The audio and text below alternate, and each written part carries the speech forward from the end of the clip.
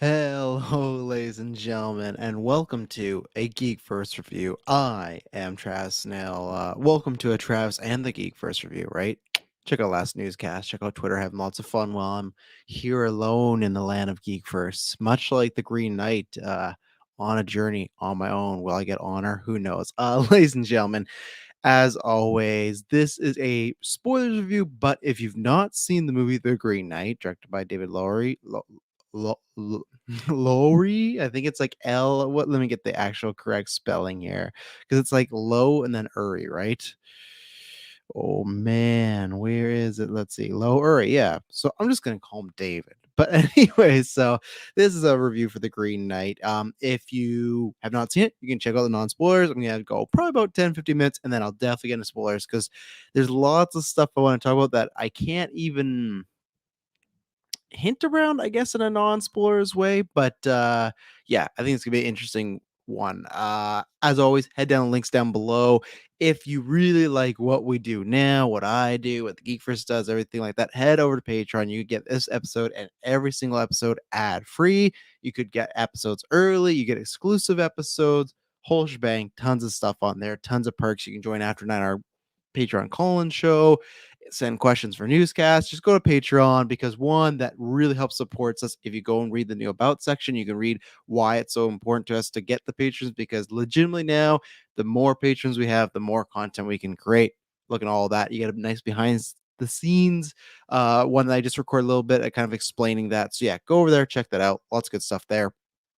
If you can't support us there, that's completely fine. Just head over to Apple Podcasts, give us a 5-star written review.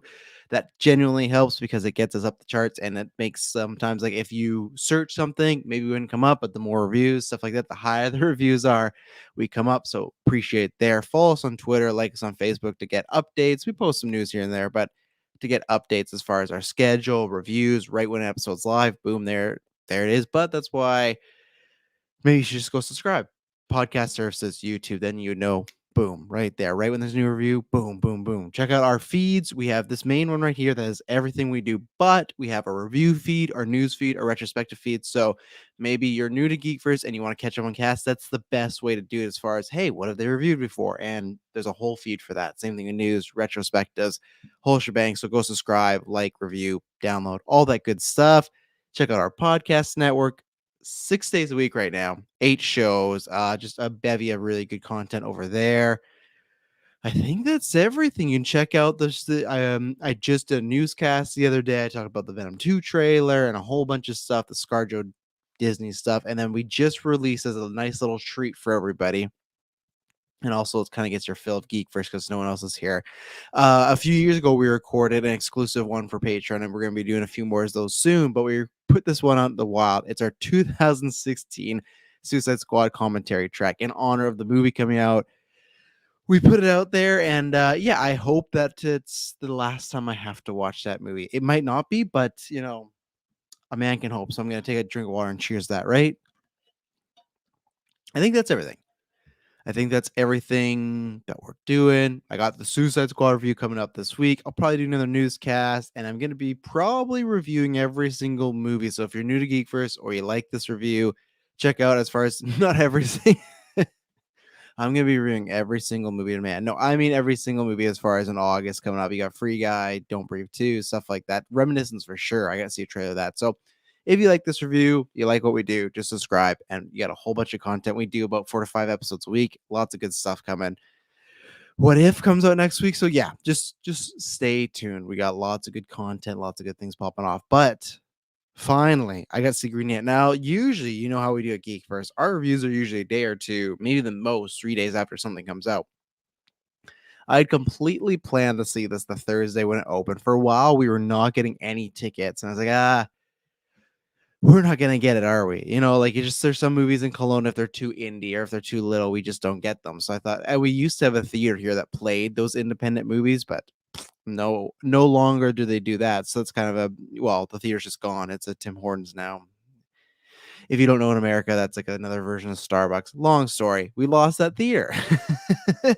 So tickets came out. I was like, "Oh, great, gonna go see it." And then, as I said on a newscast, there's a work emergency, and I took it and everything like that, and covered everything. And then I was like, "Okay, maybe I'll see the Friday." And then it's like, "Well, no, I had to do some preparations because it's Taylor's bachelor party." And the Saturday I couldn't do that, and then Sunday I was exhausted, couldn't get the money, so it's like boom, boom, boom. I kept, and even today I was like, "I hope I can see it." I moved some stuff around, and I got to see it, and I was very excited because anytime A24 puts something out, it is exhilarating, and even just the build up to a movie, because I've said this before, I might end up hating the movie, but it's going to be something unique and something different. There's stuff like a Midsommar and Hereditary that people like. Look at Hereditary. I think some people would say it's like one of the greatest, if not the greatest horror movie like the past 10 years, right?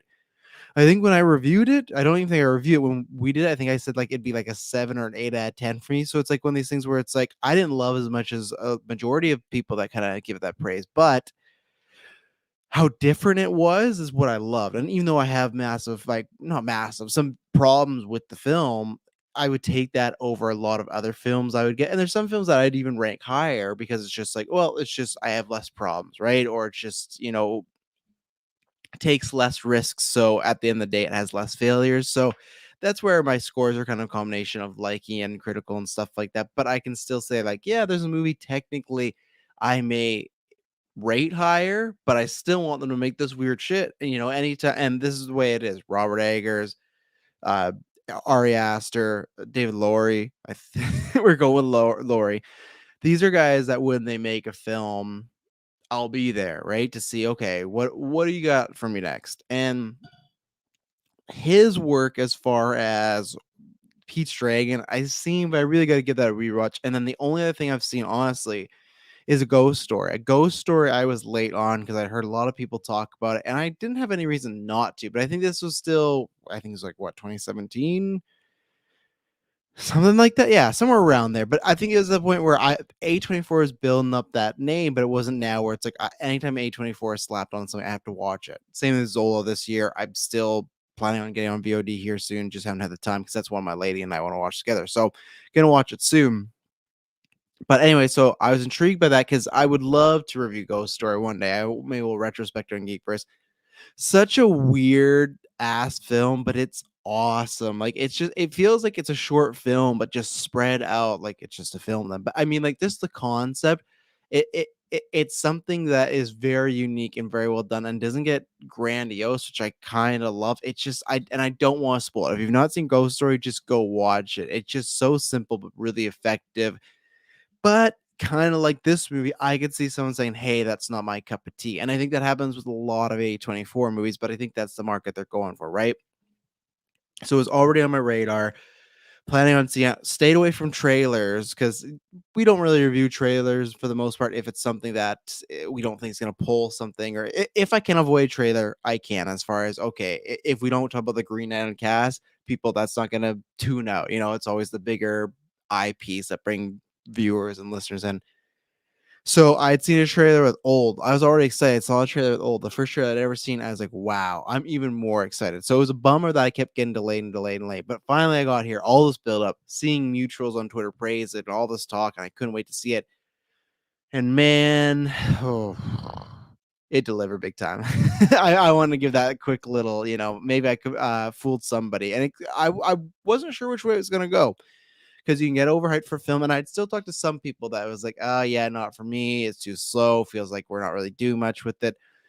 I think this film has a lot going for it as far as what I like. And this is the way where I could see someone bring up things that are problems. And I go, you know what? You could absolutely be right. But it just didn't affect me as much as that person, or it wasn't a problem for me. The same way I'd bring a problem I have with Hereditary, and they go, oh, yeah, to me, that was fine. So that's the way I feel with this movie.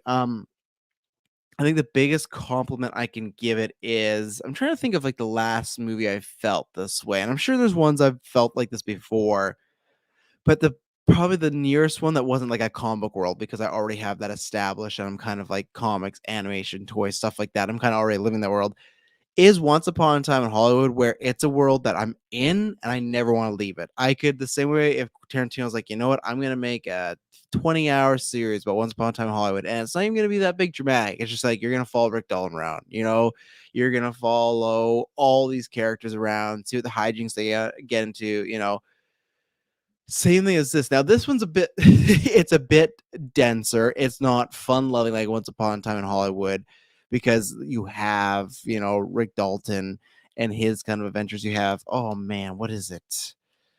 Why am I forgetting Brad Pitt's character's name? I think, is it Mitch? Oh no, I'm gonna quickly search it up here because it's gonna bug me the entire time. But anyways, the biggest thing I can say about this is honestly, it felt more like a video game as far as, let's see, Cliff and Rick. Thank you very much, internet. It felt the best way I can describe it is it has classic, like, okay, you got your King Arthur. It has even some like minor Lord of the Rings vibes, stuff like that.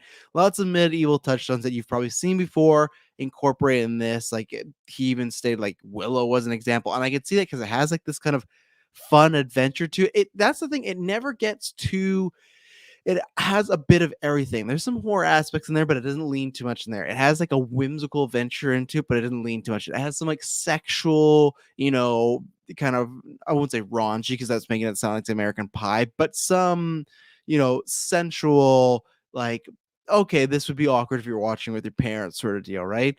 But it doesn't lean too far. It's not like a sex movie. It's not like that, and it's not exactly an adventure movie. It's definitely a morality tale, and I don't want to say what it is about particularly to again the spoilers, but at the basis, it's like you are living one life and you want to have another.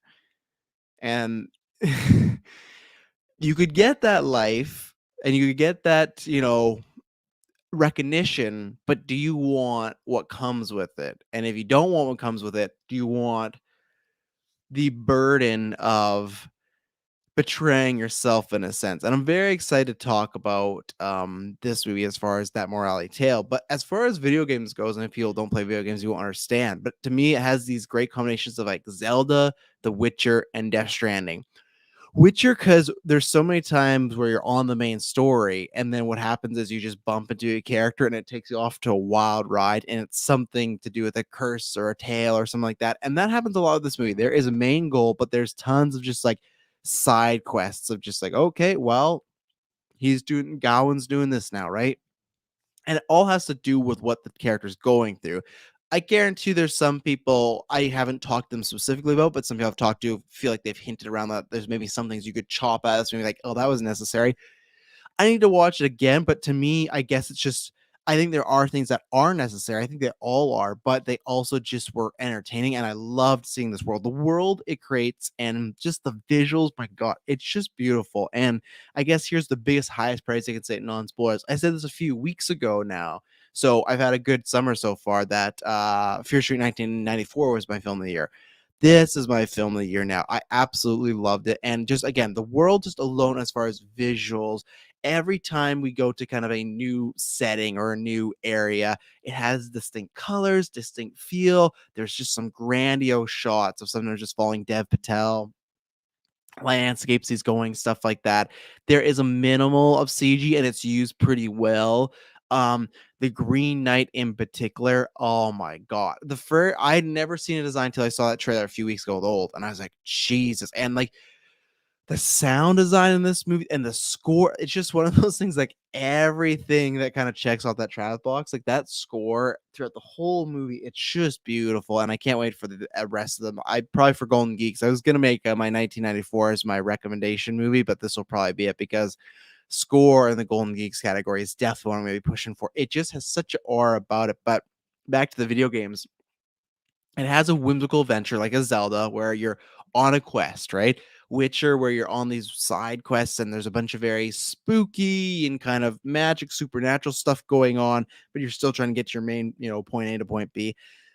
And then Death Stranding, as far as lots, this movie does just feel like, and this is where I would understand if you don't like it. It's just Dev Patel walking and just exploring and looking at things. Now, I think what helps me, much like Death Stranding, where it's like the character has some things going on personally, and most of the stuff that we encounter along the way benefits his story or benefits the storytelling they're trying to portray with Gowan. I think you say his name, Gowan. I think so, but I'm just gonna call him Dev Patel to be safe. I already got the director's name, kind of meh. Um, so I think they all pertain to his story, but I also just love it's just there's multiple of these side quests, and I just love the world. I think if the world wasn't beautiful, it wasn't like a smorgasbord of just wow, look at that, look at this landscape, look at this shot, stuff like look at this weird shit that's going on. If it wasn't that, then I'd understand. So it's definitely kind of I think I was talking about this with Venom. Funny enough, a weird way to think about Green Knight comparing to Venom, but I think in the first, maybe not half an hour, because the first half an hour, I feel like it's a pretty, I won't say normal movie, but straightforward. You meet your characters, you kind of understand their life, you're put forward as far as what the crux of the issue is and why he would be going on this quest. Then the half an hour after that, if you don't enjoy some of that exploring or some of the characters he meets along the way or the pacing of it, it's not for you. And that's where I guess for my recommendations, it's what I just described. I think you'd have to give it about an hour watch. If you generally are 50-50 on A24 stuff or lots of stuff doesn't speak to you, then I'd say maybe wait till it's at home on Netflix, something like that in the future, or if it's on VOD in a few weeks. Zola didn't take that long. They haven't announced. I'm just saying if it is, if you don't like slower paced movies, this is not for you. And I don't think the trailer's really done that, but it's not an actiony movie. There's some moments of I think there are small spurts, but they're meaningful. So I think when the action does happen, it means that much more. But I would say it's like being nice, 10 to 15% of the movie, probably less than, but I think that's a good thing for it.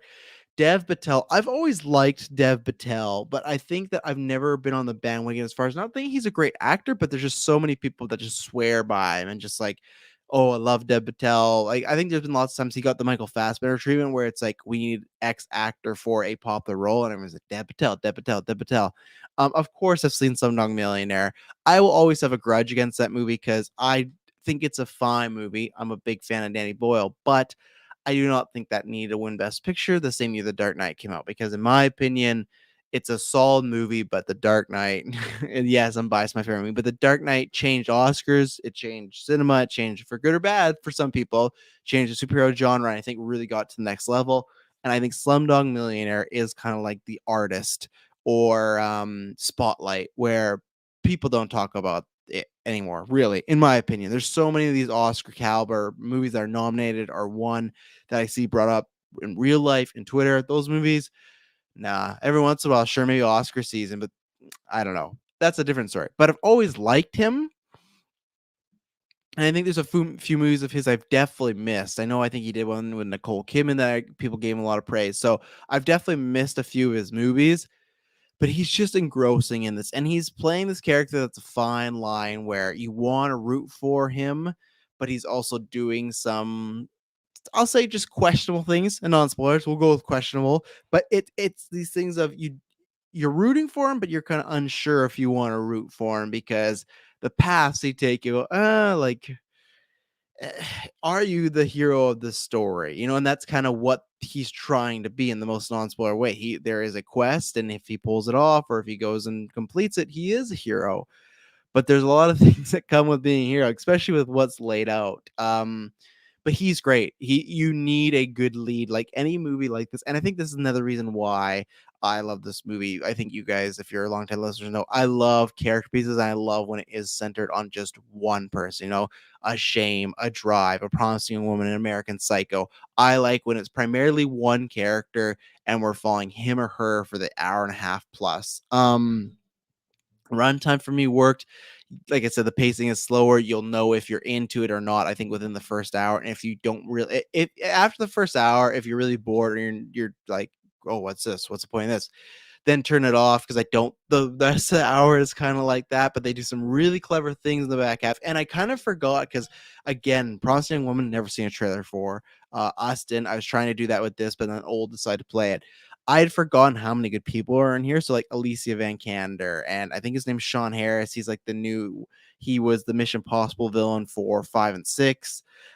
Joel Edgerton is in here, one of my all-time favorites currently right now. I just love that guy. He just is so good in anything he does. He's such a chameleon actor. So it kept like these characters actors kept popping up. I was like, this is awesome. Like every time I kind of forget. And there's one really fun surprise in the middle that I just absolutely love. And I'll talk about in spoilers. But yeah, I can't. If you know what I like, I can't recommend it enough. If you're asking me who I recommend this to, kind of what I talked about earlier, as far as you got to be ready for some slower paced things, you got to be ready for a character study type movie. If you really like medieval, kind of Excalibur, King Arthur, even Lord of the Rings, fantasy element stuff, like I listed earlier, video games, The Witcher, Zelda, this would be for you. It might be a different take, but I think it works in this great kind of legendary story, like the story of like a Hercules or Achilles and stuff like that, where it's like there's a story, there like it's fantasized, it's legend sized, it's become legend and stuff like that. It has that type of quality. And no, I don't want to say that's gonna a little spoiler, but it has a tale feel to it, which I really like. It feels like you'd be reading a kid's story or something like that. There's some in here that definitely wouldn't be a kid's story, but something where a great hero and what the quests they went on, but it feels like when you would get the quest and hear what happened, but there's stuff in the middle that you wouldn't know about. And that's what it's kind of great, as far as we're sure all these things, and whether it's the Bible or what else may have happened. I'm not going to get that. But if you think the Bible stuff happened, sure, maybe it happened, but probably wasn't exactly like that. And there's probably lots of missing details, right? It's the same way if like you tell a story to a friend about something that happened when you went out on ice, and there's gonna be details missing. And that's what this is. It's like you get to see this quest of a man trying to be a hero, but there's a lot of things in between that maybe you wouldn't hear in the story if it was told back, especially to kids, because there's that one moment. This is not a big spoiler. Something happens that kind of starts him on his quest, and there's like a puppet show and they're showing the kids all this. So it has that type of fantasy element to it. So I don't think there's anything else as far as a score. Like like it's funny because like it's tough. I'm trying to think, but I'd have to kind of go maybe a 10. Like it doesn't feel like a 10 where you walk out like an end game or like, oh my god, like I just love this off the charts. It has that, but it's just so much more of a I really want to see it again aspect. But I'm still giving that because I had that. I remember with Spider-Verse, and I always regret I never gave that because I just loved it. But I thought, oh, like I need to think about it a little bit more. So maybe I don't think it could go down, because what really gets me points off is in a film is if there's something I really dislike in a film, and there's nothing. Sure, again, no film is perfect. I think there's some continuity errors that I would bring up, where there's at one point where there's a horse behind someone and the horse is gone and then it's right back. I don't think it's because it was fucking walking around. There's also something to do with like a certain object this character gets and then it's broken and the next scene is together. So yeah, no film's perfect, but as far as major complaints, I just have more thought-provoking questions about. So that doesn't mean, that's why when I was thinking about a 10, it's like I don't have negatives about it. I just have more like, okay, what exactly were they going for this? What was the meaning behind this? Do I have this meaning right and stuff like that? So, but yeah, for like I said, I do this for the non-spoilers. So these are going 10 as of right now. I'm excited to watch again. It's my film of the year, which is saying a lot because I really, really go back. I love 1994, but this just again had that just I want to be in this world. So we're getting it into spoilers. I'm going to take a quick water drink and you are going to get some ads. So thank you to listening to these and supporting these. If you don't want to, head over to Patreon. You get the ad free feed right there. So we'll be right back and we'll be talking about complete spoilers. So if you have not seen the movie, now's the time to bow out. And if you don't care, then come along for the journey. So we'll be right back.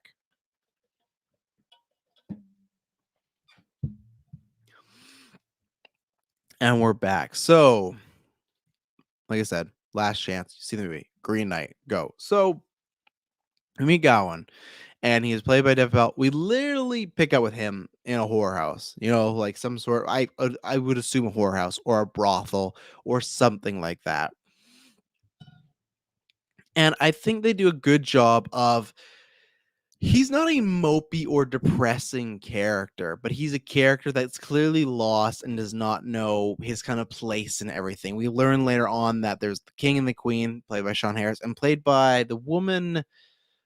She's from Game of Thrones. She's the one that lets the boy, like the grown boy, breastfeed, and I think she's in Harry Potter. Maybe she's not Malfoy's mom. Maybe I'm confusing those two together. But either way, she's for sure from Game of Thrones.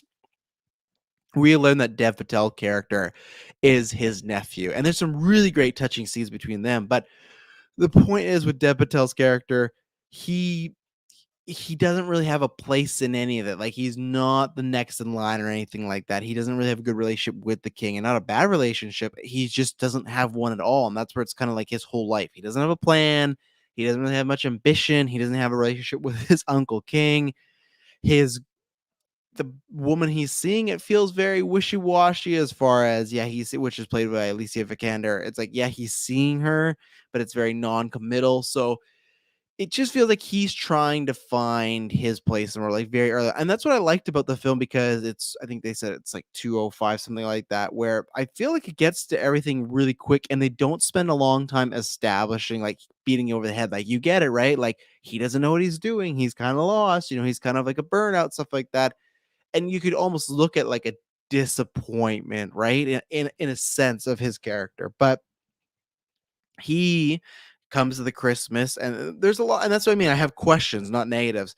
His mom, the king's sister, it's implied a few times throughout the movie that she is a witch or into witchcraft. And then there's a Christmas celebration. She says she's not feeling her, just doesn't want to go, so he goes without her. It's spliced with scenes of her doing clearly some sort of witchcraft stuff, and that's why I'll kind of save her to the side because I have lots of questions about her, but just kind of interesting ones.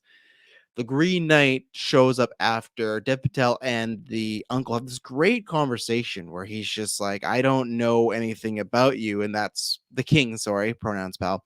I don't know anything about you. And that's kind of my fault. I'm paraphrasing, like, you're my own flesh and blood. And I don't know anything about you because I've not taken the time to know anything about you.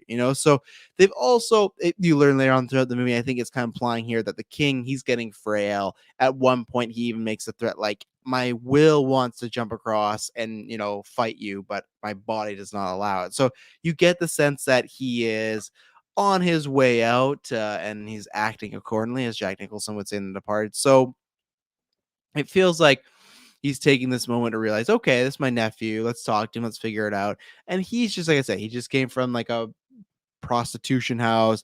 He just is just drinking. He's hanging out with friends and stuff. It feels like he takes this portion of it, like, not that seriously, but when the king calls upon him, he does. But before, he just, like, doesn't even bathe, really. He just gets in there, throws some water in his hair. He's very nonchalantly going to this Christmas, flirting with Alicia Vikander, stuff like that.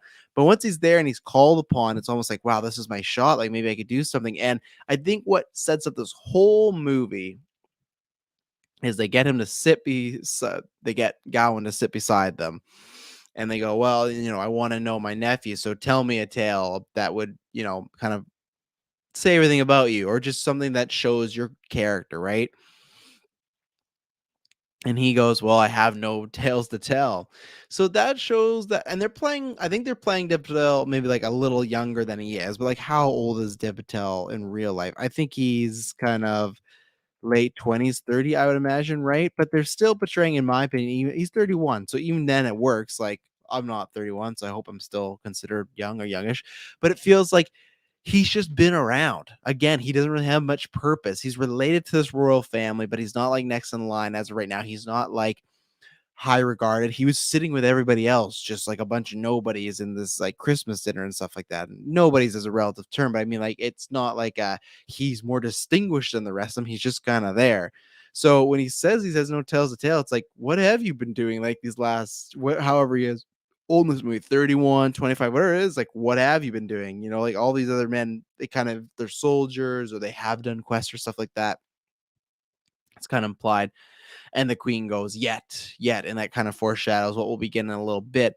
So the Green Knight pops in. The Green Knight, I just absolutely love this design. Like I said in the non-spoilers, as far as the trailer goes, I saw like, wow. But everything about this character, the design, the voice work from, I can't remember the guy's name. He's from The Witch.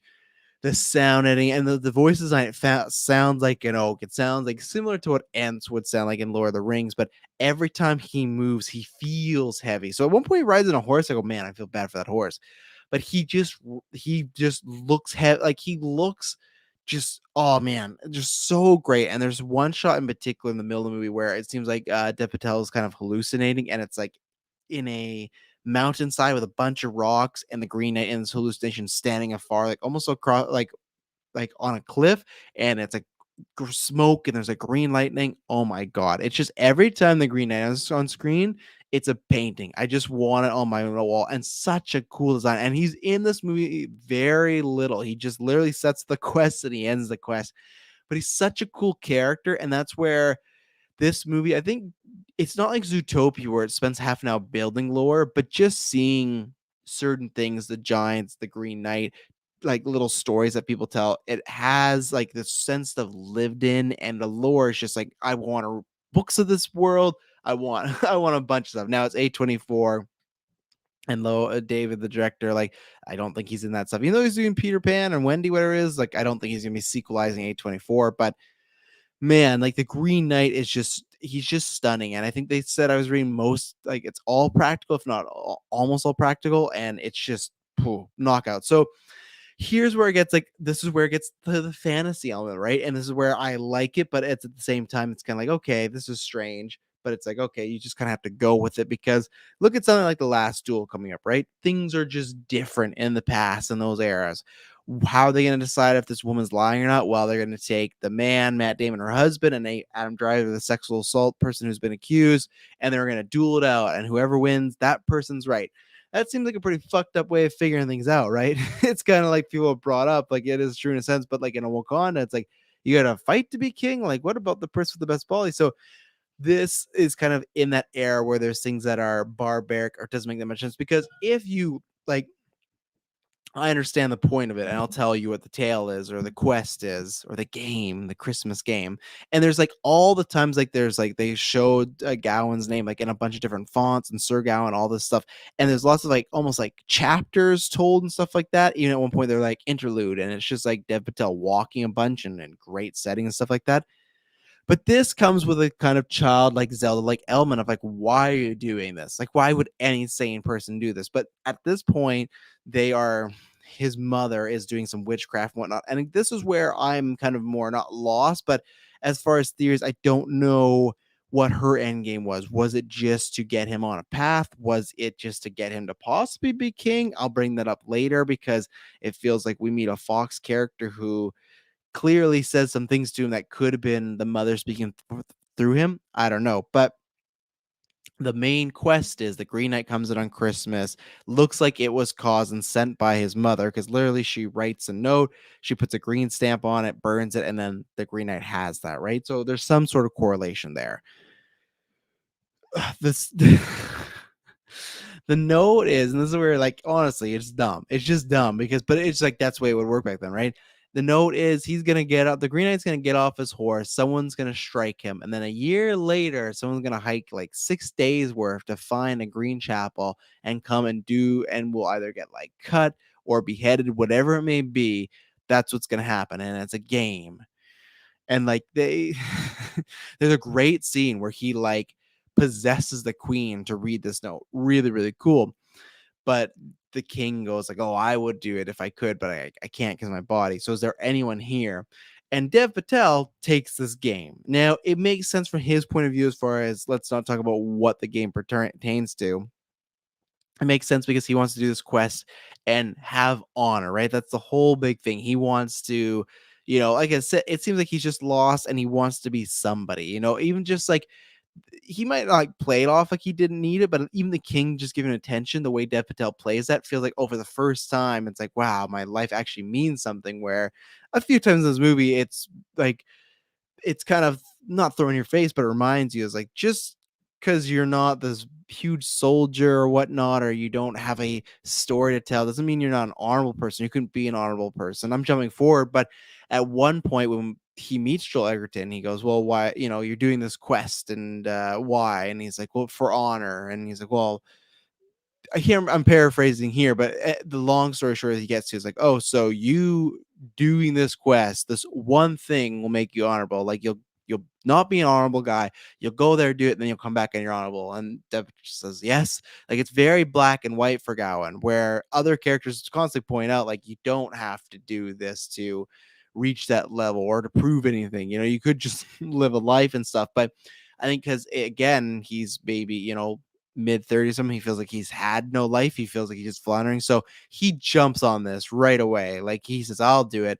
And if you think about this, now it is just they say lots of times, like, it's just a game, so who knows what happened. But to me, and this is where it just sets up the plot, and this is like kind of classic that type of era storytelling, and then a quest you would take and you'd be honorable. But it's just like, in today's age, if there was a quest, someone came to Green Knight and said, "You can strike me down, you can chop my head, but then a year you have to find me, and I could do the same."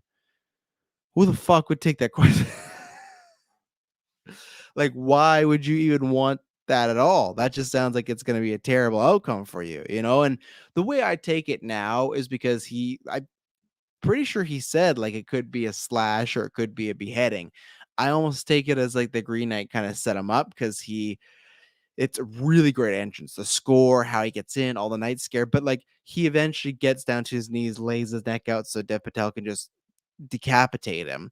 And then he does. The body starts to move, picks up the head, and the laughter that comes from that head after he's decapitated, man, that was fucking scary. That was creepy. I'm like, this guy could take on the Avengers right now. This is how like scary he feels. But I do wonder if there's kind of like a way where, if he would have just cut the Green Knight or just slashed him a little bit, if the same thing would have happened. Because he never, in the note, I don't think, preference that would happen. But many times, when at the end, when Dev Patel does meet the Green Knight, he's like, "I'm gonna do what you did to me." So it's just like, if you would have not cut off his head, maybe you could have survived. But I kind of like that, leaving, in my opinion, a little uh what would it be, open door. It's not answered, so it's kind of up to you to headcanon. It's like, what do you think? Because it could easily just be like, no matter what, he's going to go there and get his head chopped off. But the Green Knight did mention that there was multiple ways this could go down, so it's not like it has to. Or is the Green Knight just fucking with us? I don't know. It's a weird ass fucking game. And again, stuff like that could like be a negative, but like, in my opinion, it fits that era of men trying to prove themselves. So he says yes, he chops off his head. Like I said, the Green Knight goes away, and then he gets ready to go on this quest, right? His mom gives him like this waist belt that's kind of enchanted and stuff like that. Throughout, he kind of like, they show his year, and I love like the subtitles were like a too quick of a year or something like that. It's just showing like, yeah, it's been a year, but for Dev Patel, like, went by, because he's probably every day been thinking about, like, fuck, I gotta go fight the Green Knight. Like, why did I do this? And a few characters ask him, like, why did you do this? And he never really fully gives an answer. He just talks about honor and stuff like that. But it's just all right. And again, that's where the mom, and that's where, when I was talking about like giving it a 10, I don't think it was a negative, but I just have to see it again or think about more, or talk to other people, like, what was her end game? Was it just to have her son to have this experience? Was it something else? I don't know. I need to think about that. But the mom is kind of non-existent throughout this most movie. At the end, she makes some appearances standing by Dev Patel's side, but mostly she's doing like the creepy shit in the cave. So that's what she's up to. So she sends him off, and then we go on our quest, and we meet. What is it? Ike Barinholtz is that guy's name? Is that what it is? He's always in a or no, that's someone else. Barry Keoghan, whoever it is. You've seen him in a bunch of stuff. He's become like that character actor. But there's lots of traveling stuff like that, and he meets this guy who decides he's going to tell him, because he comes into this war zone, a bunch of dead bodies, and he comes this guy who says like he knows where the chapel is. Long story short, it's a con. You can kind of see it one coming. I'd say for the most of the movie, like 99%, it's not predictable. That was the most like, this guy's clearly not good. And then what happens is, on his way to the chapel, like the chapel quotations, he gets mugged by the people that he is all like, this Barry guy he's also using, and they take all his stuff. They take his sword, he takes his belt, takes his horse, and everything like that, which comes back all later. But a really kind of fun scene of like, when he's like, "Oh, is the chapel still out there?" And the guy goes, "This is the chapel." It's like, oh yeah, you're really fucked. But he uses the sword, he cuts away and gets out of there. And that's one where you do see like it's funny, because you're constantly being shown that this character is I feel like he's kind-hearted, but he's selfish, and I don't think he's selfish because views himself better than other people. He's selfish because he kind of feels like he should be in a better position and he's not. So there's a few examples of that already. In this situation, he gets information a bunch if he keeps asking, and the guy does say like, "Hey, like all that info for nothing." I'm paraphrasing and stuff like that. And then he goes back and gives them a shekel or coin and stuff. So it's like he had to be told, like, it seems like it's kind of commonplace where if someone gives you information, maybe give them a coin. He does eventually, but it's like he had to be reminded of that earlier with this kind of heartbreaking scene where you don't really know with Lisa Van Kander's character of like what their status is. Are they dating? Are they just fucking? Is there a relationship? And then to me, it's shown that okay, they are just fucking, and he does like her, but she clearly likes him or more. And I guess this is the thing where it comes down to him being selfish. I think he may like her just as much, but for appearances or what his life wants to be, or because he's not even a knight yet, he pretty much implies like a knight couldn't be married to someone like you. I don't know if she's actually a prostitute or she just kind of hangs around there. I kind of took it that she is like a prostitute, or she doesn't do, um, well looked upon work as far as, passable work for that village and stuff like that. It seems like his relationship with her is very much in secret. So there's this heartbreaking scene where she's talking about, you know, yeah, like, she gives him this charm, like a bell or whatnot to ring, and it's just, like, for good luck or something, just shows she loves her, but then she starts to go on of, like, "Oh, would you ask me to be your lady? Would you ask me to be beside you if you were king?" And all this stuff, and pretty much to bear your children, and he just kind of doesn't really give an answer. Like I said, he kind of implies about, "Hey, at night, I couldn't do that," but she just kinda, at the end of the scene, leaves her, and she's just sitting there with her thoughts, and it's like she is the second option. She is the, "Yeah, if my life doesn't work out, maybe I could be with you, but if my life, like, if I start going up, yeah, I can't really say I would be with you." And it's just type of shitty because Van Kander, who's a good actress, portrays that she feels like she's very much in love with him or falling in love with him, but that's the selfish part.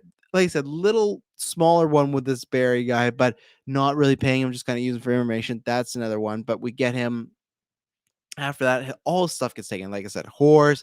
The Green Knight left the big axe, which is really cool because at one point he left it and he put it in a box, and then when they opened up the box a year later, there was like plantations growing around and everything like that. When he put it down on the ground at the very first scene, it spreads throughout, makes everything green. So he's not a bad guy. Poison I would love him. He's growing stuff for this guy that's potentially like all about death, in his little riddle game here. But Dev Patel's on the run, and then this is where it starts getting the Witcher sort of vein as he finds this cabin, and this is where it's like, man, I just want to show of like someone else going on these adventures and seeing everything.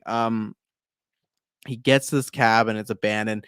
He just wants to rest up. He's been beaten, his hands were cut because when he was cutting himself out of the sword, it all like, cut his hands up and stuff. He gets there, and then we get some really trippy stuff of he's sleeping there. A girl wakes him up, and this is where it's in the horror aspect, but it's so well done where it's like wakes him up. It's like, okay, she's asking all these questions like, "Did my father send you? Where are you from?" and stuff like that, which makes sense. He did sleep in this woman's bed, and this goes back to him being selfish. He's talking to her at one moment, and then she starts to float over. She starts to float over, and he's questioning, and he goes to touch her, and he's like, "Whoa." She's like, "A knight wouldn't touch a lady now." She is, I can't remember her actual name. Maybe I did have the casting list here. Erin Kellyman. She's from Solo. She was just in fucking Winter Soldier as like the main protagonist or main antagonist there, one of who was a part of the Flag Smashers and stuff like that. She's really good in this. It's a small role. She's just playing a ghost.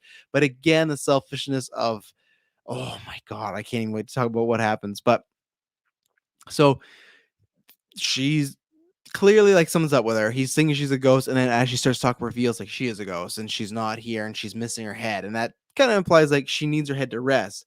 Now, she says to him, like, "I need my head. Can you help find my head?" And he just turns around and goes, like, "What do I get out of it?" And it's like, and she goes something to along the lines of, why would you need anything out of it? And so it's clearly like in this world, I feel like characters or him would know. Like later on, he sees giants and he feels surprised, but not surprised the fact like, oh my god, giants exist. It's more like, oh my god, I'm actually seeing them.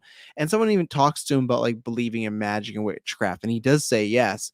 So I feel like this world knows there's supernatural stuff because even when the Green Knight came in, it wasn't like, what the fuck is this? It's just like, oh, this is weird, but it's almost just like a dude came in and would have the same challenge. They still would acted pretty much the same. Maybe the possession kind of got them, but other than that, I feel like most characters know magic or curses, stuff like that. Witchcraft is real, so like I said, he says, why, like, what do I get in return for your head? And it's just like, well, why do you need anything in return? Because, like, yeah, there is this woman who's a ghost. She said that she was waiting at this cabin. A man broke in, sexually assaulted her, and then murdered her, threw her head into this, like, pond, and she can't be free. And it's just like, dude, like, now I get it because it looks like a scary, gross ass pond. But it's that sentiment of, you you could just help this woman and send her off and hope that she finds peace, but no, he's asking her like, what would I get in return? Now we get this great scene where he dives in, everything's like green and everything like that, and then something happens. I don't know if it's ghost related or supernatural, what it might be, but the water turns to red. And maybe it's just like to signify like this girl being killed, the head being thrown in the water. The head now is like a skull. This is what I tell my non-spoilers, where he gets the skull and he throws it on the ground, and the skull and the jaw are displaced, but then in the next scene they're completely together, not like holding together, like it seems like they're together. So again, minor nitpicks, but that's something I caught. When he's swimming, the entire body of lake turns to red. Man, this is gonna be a phone log screen. This is gonna be, like I said, potential art on the wall. It was just fascinating and so beautiful, but it gets his head. And then when he gets back to the room, the head, and this happens a few times, decapitated heads talking to him and everything like that.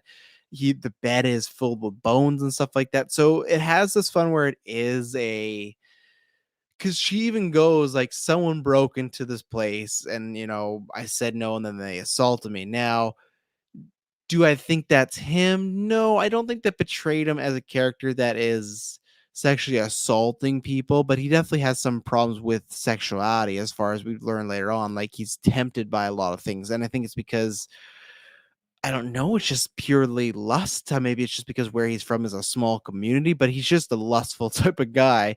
um but you have this head talk and stuff like that. But it's this question of like, she says, oh, someone came in and, hurt me, killed me, took my head off. Was it you? And he goes, no. But it's just the fact of, he slept in this bed the night before. And then when he goes back in there, the bed's completely riddled with bones and this dead girl. So it's like, is this all in his imagination? Did he sleep with the bones there? Did he do this? It's kind of fun. It's open to interpretation. Again, the way I take it is, it's just, I don't know how those bones got there. Maybe they just appeared when that ghost wanted to. I think it's all supernatural based, but it's a fun thing to look at. But again, needed something for the head. And then later on, we we bump into Joel Egerton and Alicia Vikander, which I absolutely love this trope. Not enough people do it anymore. I'm gonna name terrible movies that did it, but like Bedazzled and Problem Child, where they take one actress or actor and they recast them in like a role similar or comparable. Problem Child was like the bad wife to the good wife. What was it? Bedazzled was Brendan Fraser after that girl the whole movie, and then he meets a girl. It's kind of like the dorkier version of her, but it's still like, oh, look, it's the same actress. That's kind of fun. It's what I really wanted them to do with You this year, like the TV show on Netflix. Sounds like they're not, but I thought, oh, it would be great if you could get the person that played Beck playing a different character. But it's like, that's why Joe would be attracted to her, because he just sees a similar version of Beck. It was a very more like old school trope. Not even that old school, but I feel like more 2000s. I wish people did it more, because so it gets to this place where it's just like got a mini tower there. It's fun. The second this happens, the second we get in there, it's weird. It does not have a good vibe. It feels very kind of creepy and stuff like that. It's not good. So you have Joel Edgerton, who seems nice, but just seems overly nice, and at this point, majority of people have heard about this legend of, the Slayer, the Green Knight, or the guy, whatever it is. I don't know what they even call him, but he's overly happy and just like, you can stay here. And he's like, yeah, the chapel's just, less than a day away. So I think Dev Patel gets there like the 21st. I guess I should have said this. It is a Christmas movie technically. Happens on Christmas, and they say you got a year, and that's the thing. You got to be there at the year to fulfill this game or challenge to keep your word. And everyone's expecting him to go there, right? So they've heard the story. He's kind of got to live not necessarily like a king for a year, but he has a lot more. There's one point I didn't bring up in the bar where he beats up some guy for saying his mom's a witch, which is true. I think he knows that, but still, yes, he doesn't want people saying that. But you have the bartender who's just like, "Oh, this is the Green Knight Slayer. He's in our presence. We're eating with him. He took his own axe and cut his head off." And you can tell already this story is being fantasized and turned to a legend because, like, that's not what happened. He used the king's sword. So even though it's just one little detail speech, it's like you can tell the story's starting to build up and be spun up. And Dev Patel's not really correcting people because I think he likes that notoriety and appreciation. So even this setting, I think that's why like Joel Edgerton maybe would come off a little weird, but because he's like, you are this guy, and we've heard about you, and we know you're on your quest, he kind of like gives him the benefit of the doubt. You have Alicia Vikander who's playing his wife. They're wear very similar robes. Alicia Vikander, when she was playing, I don't know if they have both their characters' name. I imagine they wouldn't for a spoiler. Essel, I think, is the character's name, who's like the prostitute. She has short hair. She's raggedy clothes. She kind of looks dirty. She kind of looks like what you would expect back then of like even a lower, on the income scale as far as these times. This is the complete opposite. She's fucking Padme Amidala. She has like the buns, she has like these beautiful dresses, and Lisa Vikander, there's a reason Michael Fassbender married her. Michael Fassbender, one of the greatest actors of all time. She's a good looking woman. She looks great already before when they're trying to dirty her up, be like, yeah, she's not that pretty looking. And I think that's what they're trying to do here, right? As far as it's great the double entendre as you have this woman that I think he loves, but he's struggling with. But then you have the person that's would be perfect for a night, right? Like a queen or someone that has some wealth to her name. She's pretty, she's well kept, she has this glorious hair, she carries herself like a lady where the other one doesn't, you know. She's very, drops sexual innuendos and stuff like that. But there's fun correlations because this is another situation where it feels like this couldn't even be real. The ghost in the cabin couldn't be real. This couldn't be real. He bumps into a fox multiple times. It couldn't be real. Even the guy who like kidnaps and takes his stuff, like it might not be real because some stuff's revealed here, but there is some interesting stuff that goes down, and we're gonna talk about that after our second ad break.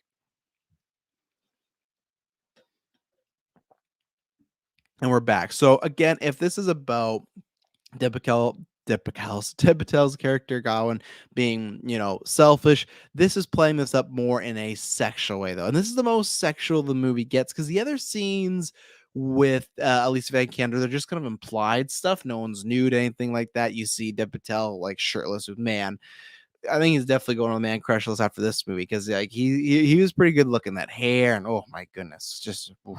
Yeah, Deb Patel, you got it going on, but. And I guess I should mention to the other the other woman there, I don't think they ever say, but I would seem to think it's either her but I think it's Joel Edgerton's mother, and she's assuming she's blind because she has just this white blindfold over her eyes the entire time.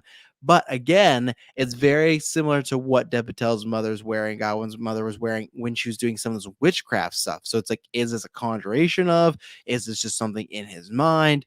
Who knows? But she is again talking about being selfish. Obviously, I feel like the relationship he has with the Essel, if that is what her name is, the like I said, the prostitute one, Lisa Van Canter, or just the one from Home. I'll say that because maybe she's not for sure a lady of the night, but the Lisa Van Canter from Home, they're not in a relationship per se, but it feels like when she gives that speech, they're in enough relationship and they talk like there's multiple scenes of them together, even before the Green Knight and then after, as far as they seem like a couple, or at least seeing each other for a while. Dev Patel has multiple conversations with her. So to me, it kind of implies like they are seeing each other, but just nothing is official because it would kind of go against what he's trying to put out there, that he's, high class, or what he wants to put out there.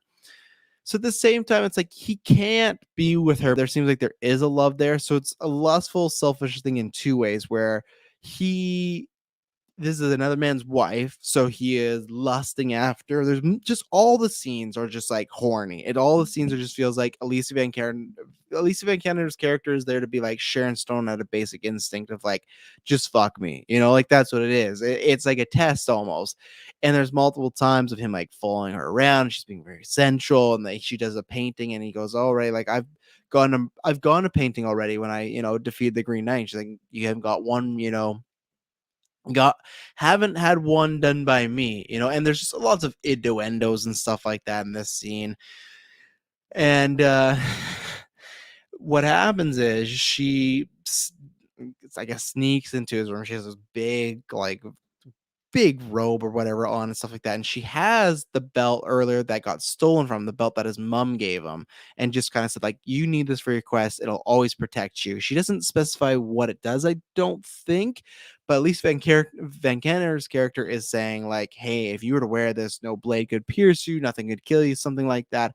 And that's, again, in this world. Is it true? Is it not? Was it just his mother's love on this thing put forward, as far as that's how you won't get hurt. There's good energy out there. Clearly she is magic, because she does some magic shit by making envelopes go into a Green Knight's hand. But it is just the thing of like, is it actually magic, or is it of the mind, right? And we never get that answered, which I do like. But she's gone it, because I think it's kind of implied that the Barry Keegan guy, whatever, what was his character's name there? Fuck, he was annoying, but he was good. Oh, just a scavenger that kidnapped and everything. Later on, we see the horse at the Green Chapel, and then this. It seems like he came up this way, and they probably killed him, fucked him up, did something like that. And she has that, and she's implying that she's made it, she's created it, even though she doesn't know this was his. And then in a scene where, again, it's sexual, but it's that kind of, like I said, you wouldn't want to watch a parent sexual, because she asked him, like, why didn't you come to my quarters last night? And he goes, oh, I wanted to. And she's like, oh, you still want to, right? And pretty much she's just trying to bait him to see, right? And she's just saying, like, I will give you this thing of protection if you like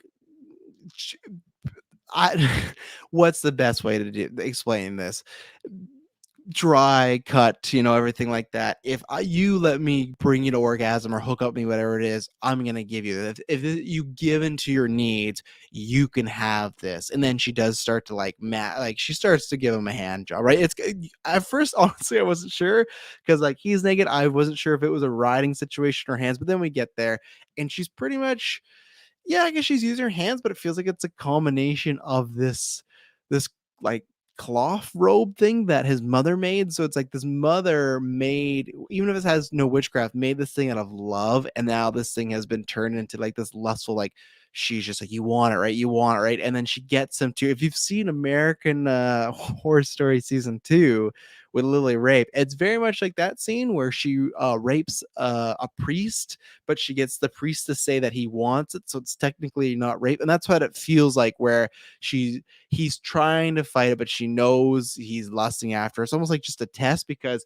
he does that. We get the shot of like his semen is, and then she's like, grab it. So he grabs the thing as he's like orgasming at the same time. It's a very strange scene. You'd have to watch the movie, but there's like semen on his hand and this, robe sort of thing. And then she goes, you are no knight. So pretty much just like,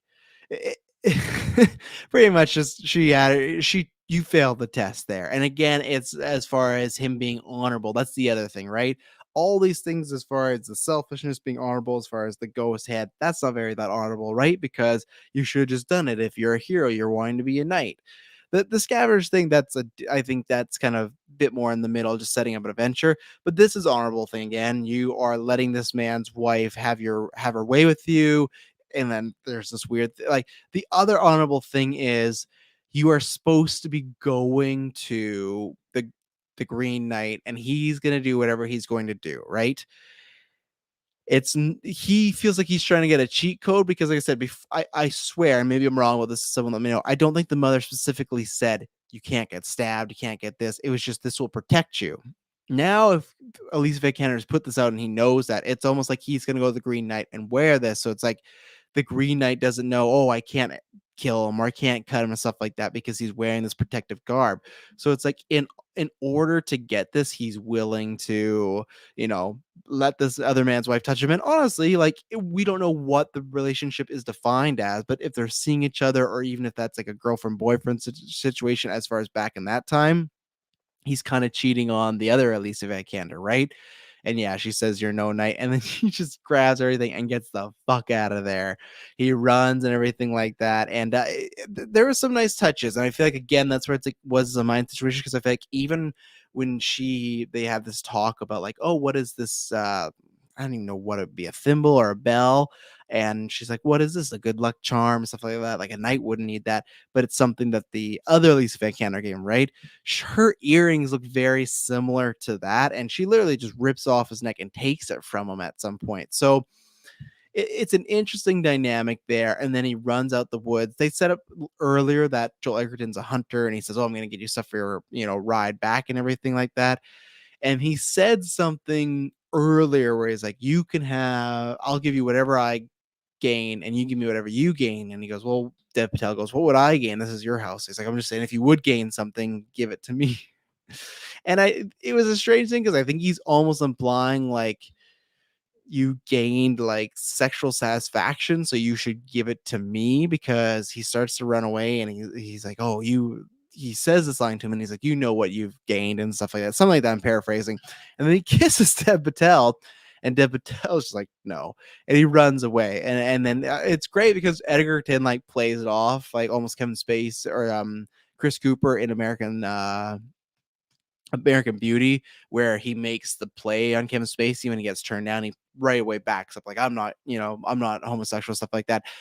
Erickson doesn't act like that. He's just, oh, well, good luck on your travels, and we won't be here when you get back and stuff like that. Like really ensuring like maybe overstepped his bounds. And then that's where it's just like, well, if you were staying here, why wouldn't you be there? But again, it's the second we met those characters, I knew, okay, some fucked up, some weird stuff's gonna happen. And that's exactly what, I forgot to mention as well, too. The thing that really scares him is when he's getting jerked off and he orgasms, that the deaf or the blind grandma was right beside it all, just standing there. So he didn't know this at the time, but he looks over, hand covered in semen, and she was just hearing this all go down. Really weird stuff. It's it's classic A24 stuff, I would say. I forgot to mention throughout, you've probably seen the trailer, there's a fox that follows him. Very fun. That's like the CG. The most CG is like the fox and the giants, who looked decent enough. They're not in there that much. I was disappointed that we got no giant cock. They were showing giant tits all over the place, but why weren't we getting no Dr. Manhattan cock? Double standards. But I like that kind of showing just another like part of this world. The fox is interesting because right before he goes to see the Green Knight, we get this great yellow landscape. That's when it's, to me, sounds like the mom's voice talking to him, like, you don't have to do this. Like, I've kind of foreseen what would happen, and every man would be scared to face that. And it's just like, you could turn away and no one would know any better, and I wouldn't judge you. And he gets mad at that fox because the fox is pretty much just calling him a coward, which he's kind of been at some points, right? He's caught in the middle where he's cowardice a bit, but I think it's just because he's scared, but he still wants to be the legend. He wants to be a knight. He wants to be an heir to the throne, stuff like that. So he's kind of caught where he's trying to grow, but he's scared to. He's mad at the fox. He's like, I didn't even want you to be with me, He goes to face the Green Knight. He gets there. He stays early because he got out of there from, Holy Vikander doing that stuff. So he just sits there and waits. And there's a great moment where the Green Knight opens his eyes, sees you there, and like closes them. And then it's a couple days later. He's like, oh, it's Christmas already, hey? And the Green Knight, I'm not going to go over the whole scene, but he pretty much just says, like, I'm going to behead you. Like, yeah, like the same thing you did to me, I'm going to do to you. So kneel, get on your knees. And there's no getting out of it, nothing like that. He's like, okay, I'm going to behead you. This is it. And Dev Patel's very scared, and he keeps, he gets on his hands and knees. He's ready to get his head cut off. And he's like, wait, give me a second. I just have to be ready. And the Green Knight's like, I've given you a year to build up this courage. What's going on here? And that's where it's interesting, because then we get this moment where Green Knight goes to hit him, right? Dev Patel says, no, runs away. I can't do this. Pretty much just apologize. Sorry. As he's running, he finds his horse. So like I said, kind of implying that those people fucked up the scavenger and the horse was on its own. He rides back, and when he gets back, everyone just thinks that he survived this tale, survived this legend. In actuality, it's just a daydream, and they play, like, a whole 5, maybe it was 10-minute scenes of, like, what his life would have been before they reveal that, and it's interesting because it kinda shows that he wanted to be, in this way, some of non-spoilers, he wanted to be a knight, he wanted to have that honor, right? He wanted to be almost a legend in a sense, a folk tale, but it's like, okay, you can be that, but you have to do what comes with it. The same way, okay, if you're a war hero, the reason you're a war hero is because you went to war and you survived, you did some good things. You can't just, oh, I was around war, didn't fight, didn't help anyone, be a war hero. No, you have to kind of earn those stripes, right? And that's where he wants that, but he's seeing the idea of when he's seeing the reality of if he was too scared and ran, what could happen. And at first, it was when it was not revealed that this was a daydream. I was like, "Fuck, they're going for an ending that I hate this character now." Because he gets back there and he's so self-conscious. He's so scared he never takes off that belt that his mom made him and that the Alicia Vikander masturbating him with. He won't take it off. He has sex with it. He eats with it, stuff like that. He has sex with it with multiple people on. He will not take it off because he's so scared of being taken out, and he sees his life of what it could have been, where he gets back with Lucy Van Kander and he gets her pregnant. And oh man, again, this is why I'm at. It is like a happy ending. It's a weird happy ending, but we'll get there. Lisa Van Kander, she has a baby and everything like that. They take the baby away from her and they like hold her back. She's crawling. She can barely move because she just gave birth and she's crawling. They're holding her back. And they just throw gold on her bed. And it's just to show that Dev Patel's going to take this kid away from her, never see her again. And they paid her off. And I was wondering because I'm like, oh, I guess it worked out. Like, because I thought what was going to happen is he's going to go back, be a relatively good guy, but then Green Knight is going to show up and be like, hey, you got a debt for me. But no, it's just showing that, man, he would have just become a piece of shit because he didn't earn the honor. He didn't actually become that great man. So that happens. They take the kid. They show the kid growing up, and they show the king knights him. I guess I should have said that before. He knights him, and it shows the king pass away, and he becomes the king. Shows his kid grows up, shows that they kind of have a strained relationship, stuff like that. He gets married to like another queen or something like that from a different country. They have sex. Again, it's like an arranged marriage and stuff like that. They look very, the same way he looked lustful and happy with even both versions of Elisa Van Kander. There's some smiles before they have sex, but then after, it just kind of feels like they're both like, yeah, we don't love each other. So this is just forcing a, square peg in a round hole. Don't take that as literal as I'm put it place wise. Um, and you just see more events of him being selfish and stuff like that. His kid knocking over him, giving him bad eyes and stuff like that. And then at one point, I think the son went into battle, or because there was a battle, he got killed, and they show his son that he had with Lisa Van Kander killed. And that's what was interesting because I guess the point I was trying to get to was they show her having the baby, but she still looked the same, like, as far as clothing, dirty and stuff like that. So it's like, oh, this is interesting. Like, you think she would be living it up with him, but no, because again, what he was saying earlier, a knight couldn't be with her, right? And that's why he gets his arranged marriage. The son dies. He is like riding a horse, and now he's looking like older Dev Patel. People are throwing rocks at him. They just get killed right away. And then he just looks in the crowd and sees like an older Lisa Vikander who's just staring him down, just like fucking hates the guy. And then they show kind of he is with his wife, his new child, and it's just kind of showing that he would die anyways, because I guess they're maybe implying because he didn't earn that honor, he wasn't a good king. I don't know, because they're just pretty much showing he's locked in his castle and people are coming down. They're breaking the doors, they're killing his men, and then his head gets cut off. Just pretty much showing like he would have been executed. That's more, I think, up for debate. I just kind of that's what I took it as far as he wouldn't have been a good leader because he never became a leader. And then you snap out of it, which was, like I said, it took me for a surprise. I really didn't think we were getting a dream sequence. I thought we were getting shitty Devatel. I'm like, man, that sucks because, yeah, this character has made some bad decisions, but I felt like it was like morally, you're rooting for him to finally get to that point, right? And then he snaps out of it, and then he looks at the Green Knight, goes, "I'm ready." And then he goes, "Wait." The Green Knight he goes, "Wait," and he takes off his belt and he throws it to the side finally, and he says, "Now I'm ready." And the Green Knight kneels down and he goes, you know, yeah, he just says like, "You learn." Like, I'm pretty much like, "You learn. I'm proud of you. Now off with your head." And I thought we were gonna get that happy ending where he's gonna let him go and it'd be like he did learn. But no, it's that thing of if you want that title of honor, and that's where I think he does earn it, he just had to earn it the hard way. So now, for years to come, there'll be the story of the Green Knight that invaded this village, and Gawain faced it down and held up his head to the bargain. Was so honorable. He went on a journey and never to be seen again. Probably taken out by the Green Knight, but he did it for us. Like there, this could be legend. He'll be talked about for decades, right? But how he'll be talked about is the result of his death. Obviously, and I think that's where it's like I think, still wants to live a life.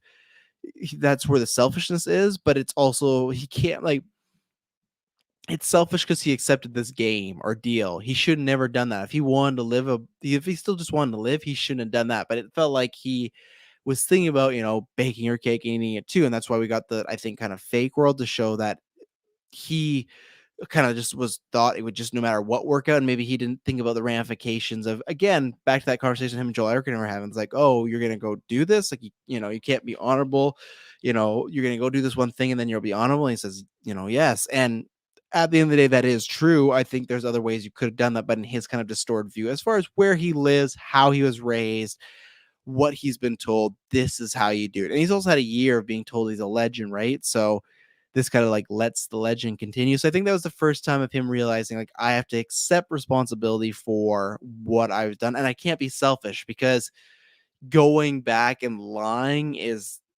it's a form of being unselfish, and got that head cut off. And unfortunately for Gawain, no sequel for Gawain. No continuing on or anything like that. And yeah, and I think him taking out the belt was just that final step of showing he's done kind of delaying the not inevitable, but that was his crux to protect him. It was, like I said, his cheat code in a way of like, okay, I'm gonna use this and this will save me from the Green Knight. But that's the full on like, nope, there's no tricks here. I'm accepting this. I I'm going to die with honor. And that's him literally doing that. Sure, he made some mistakes along the way, but how he dies is with honor. Fortunately, he's dead, but that's kind of how, like I said, these kind of fantasy fairy tale legends go, right? So in that aspect of it was a ending that left you empty, but in a good way. And it's a thing of like, oh yeah, this is feels like something that would be um glorified back then, of like, oh, the great Gawain who did this, like I said, who sacrificed himself, who went and faced on the Green Knight. And maybe they think that he killed the Green Knight because you never see the Green Knight again, perhaps. That's where I have a lot more questions with the Green Knight and the mom, but I'm excited to actually listen to other reviews and read people's theories and stuff like that. So I think I pulled a Taylor Field there. I literally reviewed the whole movie, but I kind of had to go scene by scene because I feel like there's just very specific aspects, and I didn't even mean to go in order because I like to usually talk about a bunch of mixed things, but I thought it kind of worked out as far as the breakdown Gawana's journey. So I hope if you saw this movie, you enjoyed this review. Let me know whether it's Twitter, Facebook. You can join our Discord. There's a combination of listeners, myself, other GV hosts, GUA hosts, a bunch of people. And we have lots of fun in there talking about rumors and trailers. So let me know what you thought. Let me know about your theories and stuff like that. But yeah, I love this movie as right now. I think it's my film of the year. Maybe I'd have to watch this in 1994. I think 1994, I still love it. Hits that goosebumps nostalgia for me, but I just love the scale of this movie. It just was a breathtaking, just man, and like I said before, an entree, a bevy of visuals, score, acting, weird stuff that I like. Everything you name, it has it for me. So yeah, thank you very much for listening to this review. I promise when you hear from me next, and I'll be boring.